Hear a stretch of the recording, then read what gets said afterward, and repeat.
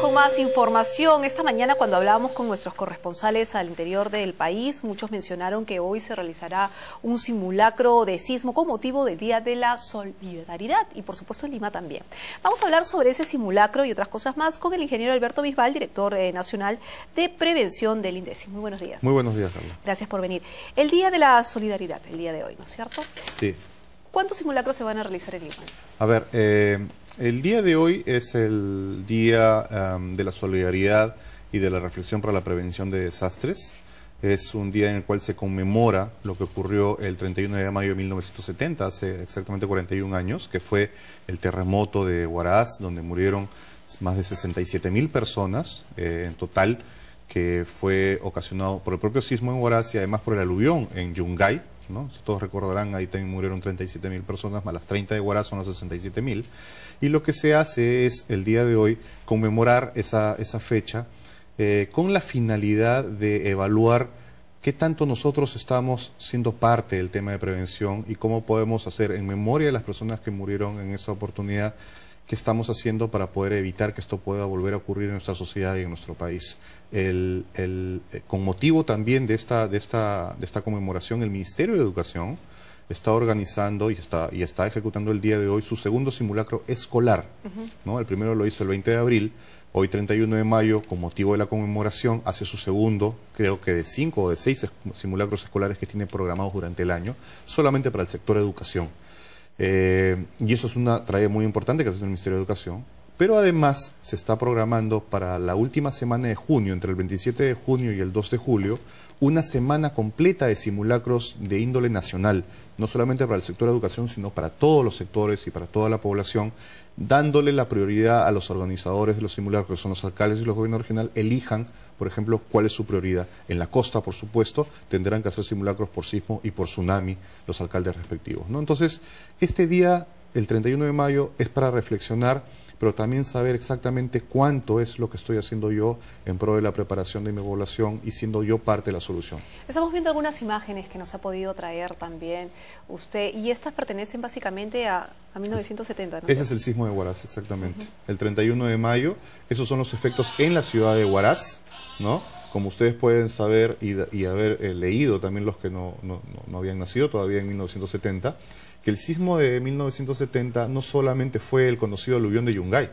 En Yungay, por supuesto, en un solo instante murieron más de 37.000 personas, producto de la avalancha de lodo y de hielo que cayó en dos lagunas, y las poblaciones de Yungay y Ranraírca fueron afectadas. Pero también en Huaraz, lo que ustedes están viendo son albergues que se montaron en esa época, producto de las casas, del derrumbe de las casas, por el sismo propio que ocurrió frente a las costas de Chimbote, que afectó principalmente la ciudad de Huaraz. Claro, eso es de 1970. Mientras seguimos viendo las imágenes, también podríamos recordar lo que sucedió en el 2007, en agosto del 2007, aquí en Ica, y que en Lima se sintió terrible el temblor, ¿no? Nunca Lima había sentido un temblor de esa forma tampoco, ¿no? Claro, el 2007 fue el 15 de agosto, el último sismo, digamos, de índole importante en el país, ¿no? Y por supuesto, como tú dices, se sintió en Lima, pero hubieron otros sismos en el sur del Perú, en Arequipa, en Camaná, si ustedes recordarán, tsunami, en el año 2001, incluso hubo un tsunami, como tú mencionas, en Camaná, donde murieron personas también. Y han habido otros sismos. En 1974 hubo un sismo en Lima, frente a las costas del Callao, que afectó principalmente a La Punta, algunas viviendas en el centro de Lima también.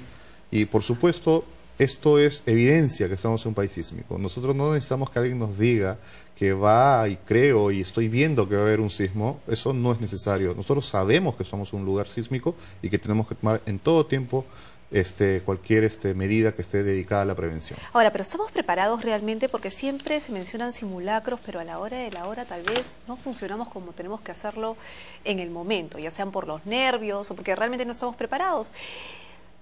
En muchos simulacros la gente participa, porque hay también gente que dice, ay, no importa, no participo. Bueno, son dos partes de tu pregunta, pero las cuales son importantísimas. Efectivamente, la naturaleza humana es así, uno no sabe cómo va a reaccionar hasta que sucede, pero la práctica hace la perfección. Yo tuve la oportunidad, y fue totalmente circunstancial, estar en Japón en el momento del sismo, que ocurrió en el mes de marzo, y fue sorprendente ver la gente cómo reacciona, cómo actúa. y sabe lo que tiene que hacer, no porque alguien ha hecho una campaña de prevención o ha ido a sus casas a decirles, sino porque eso lo tienen desde la casa. Desde que son muy pequeños los padres enseñan cómo es la forma de autoprotegerse, cómo deben actuar, cómo no deben sembrar pánico, cómo no deben salir corriendo, sino buscar zonas seguras y poder guarecerse. Esta es una práctica y eso hace la perfección. Y uno dice, ¿cómo pueden ser tan calmados los japoneses? No es que sean muy calmados, sino que la práctica hace que reaccionen así. Eso es por un lado. Y el segundo punto de tu pregunta relacionado con los simulacros, efectivamente, muchas personas no lo toman en serio. Creo que yo, mejor para precisar, no lo tomaban en serio. Ahora lo están tomando más en serio. Yo no sé circunstancias como los sismos de Haití o el sismo de Chile, el sismo de Japón hace que la gente reaccione y después el sismo de Pisco también. Pero si esa es la oportunidad para poder generar conciencia y aprovechar de que están, digamos, sensibles a la ocurrencia de un sismo para que hagan mejor caso y participen de los simulacros, mejor. Ahora, ¿en qué porcentaje usted ha observado que la gente participa en los simulacros? Precisamente porque ya está un poco más concientizada del tema, ¿no? Bueno, ha ido mejorando. Yo antes veía que aproximadamente el 25, el 30% de las personas no solamente participaban, sino que lo tomaban en serio. Hay mucha gente que participa a veces por obligación o porque en su centro de trabajo le han dicho que tiene que a determinada hora salir cuando escuche la sirena y después regresar, pero salen riéndose, bajando las escaleras, conversando, pero eso ya ha cambiado. Hemos observado que ya las personas lo están tomando en serio, participan activamente porque saben que esto les puede pasar en cualquier momento y que no es un cuento, o sea, no es que no, eso le va a pasar a los que tienen mala suerte, a mí nunca va a pasar nada. Todos saben que perfectamente que eso puede ocurrir en cualquier momento. Ahora, vamos a repasar qué es lo que tenemos y no tenemos que hacer, ¿le parece? Perfecto. En un momento de sismo. ¿Cuáles son las recomendaciones para las personas cuando hay un sismo? Bueno, yo quisiera ir un poquitito antes. ¿Ya? Las personas deben siempre, por lo menos en sus hogares, haber identificado con antelación cuál es la zona segura de un hogar. Y aquí pueden asesorarse con un ingeniero civil, pueden pedirle a la municipalidad o hacer una autoevaluación de la vivienda. Las zonas seguras generalmente están en el encuentro de columnas y vigas en las casas, generalmente, no necesariamente los dinteles de las puertas como mucha gente piensa. Una vez que se haya identificado las zonas seguras de las viviendas, conocer cuáles son las rutas de evacuación de la vivienda. Y ojo con el tema de las rutas de evacuación. Mientras la evacuación sea posible, mientras yo me pueda mantener en pie y pueda caminar durante el movimiento sísmico cuando no es todavía muy severo, puedo evacuar libremente a una zona externa. Pero si el movimiento es muy brusco, es preferible quedarse en la zona segura para poder, una vez culminado el movimiento o haber bajado su intensidad, poder evacuar a una zona externa segura.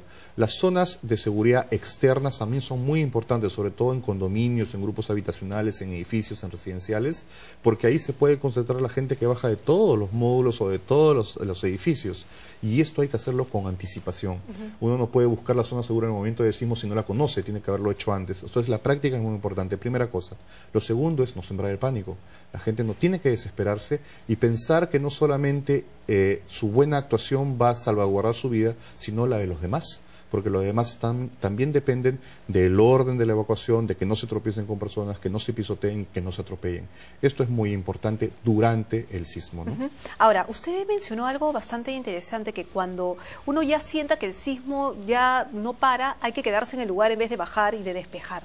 ¿En qué momento uno puede decidir que el sismo ya está en su nivel?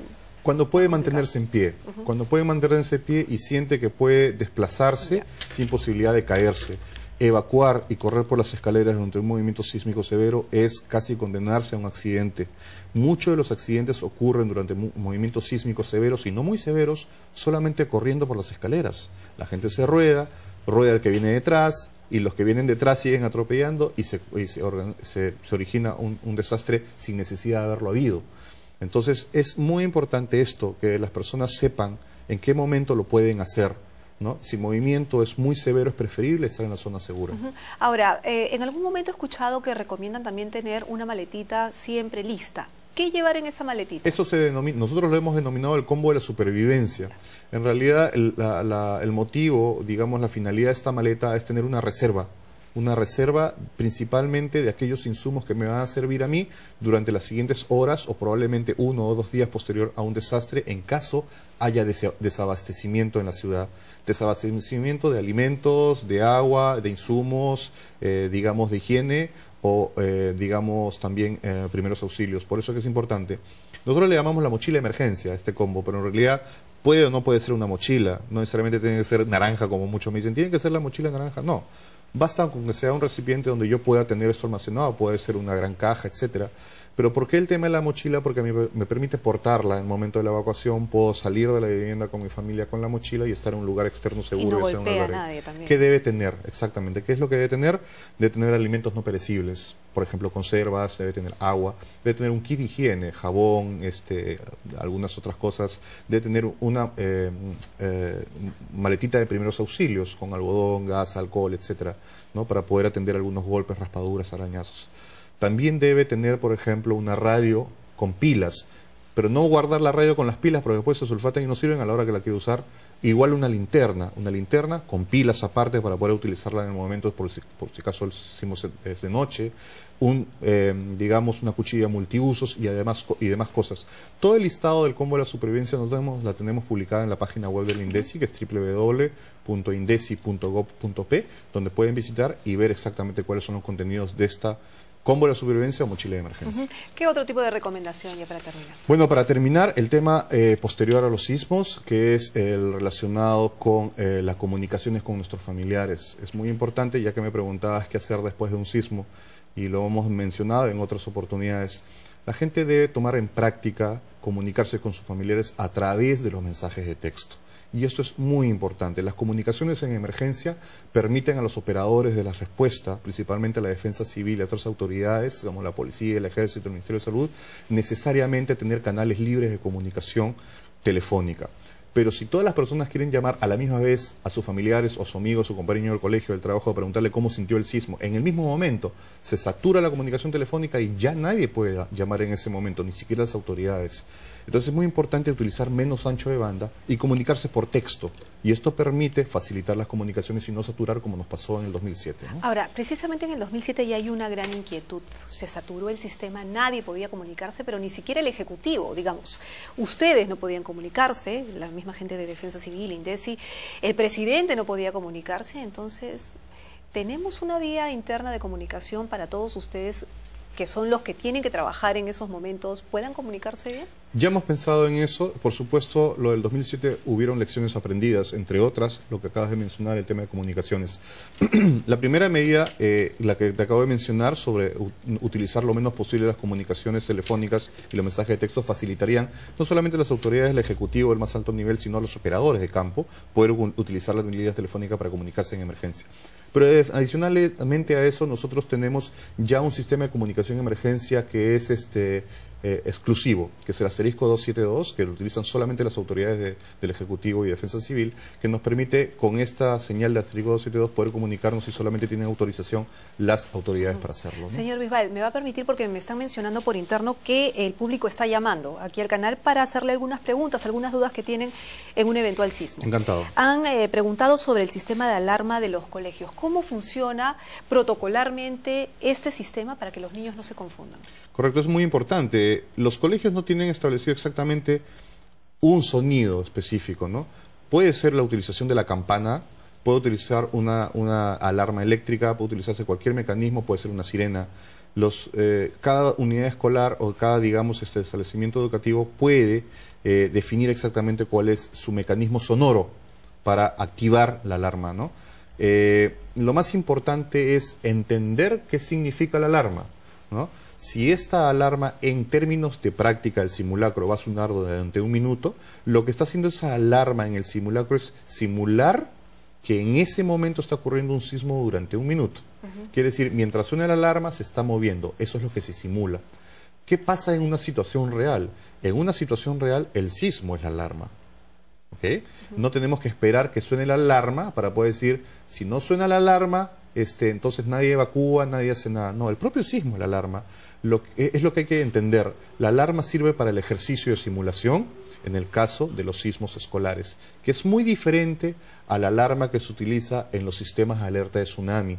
Si tú tienes la oportunidad de ir a la punta, vas a ver una señalización que existe para rutas de evacuación, y ahí sí hay un sistema de alerta de tsunami cuyo significado es diferente al que existe en los colegios. En los colegios se utiliza mucho para los ejercicios de simulacro, pero en las zonas de tsunami, la alarma es para avisar que dentro de 15 minutos o dentro de 20 minutos viene una ola. Es muy diferente. Claro, ¿okay? es dependiendo de la realidad. Dependiendo de la realidad y su uso. las alertas o las alarmas en los colegios sirven para los simulacros. Durante un sismo no es necesario que suene la alarma. El propio sismo es la propia alarma. Muy bien, muchísimas gracias. No sé si Gracias. habrá más preguntas del público. Por el momento no, pero seguramente más adelante se las haremos llegar sin duda. Muchísimas Muchas gracias. Conversamos con el ingeniero Alberto Bisbal, director nacional de prevención del INDECI. Hacemos una pausa.